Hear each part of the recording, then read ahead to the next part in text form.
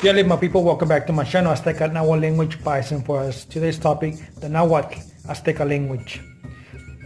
Nahuatl, also known as the Azteca or Mexican language, is the most widely spoken indigenous languages of North America. It was spoken by the Aztecs centuries ago and continues to be spoken by millions in Mexico and Central America today. It belongs to the Uto-Aztecan family of languages.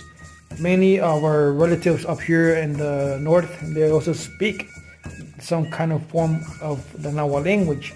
Examples of those nations were the Yaqui, the Huicholo of Nayarit, Mexico, the Tarahumara, the Hopi of Arizona, the Comanche of Texas, and many more other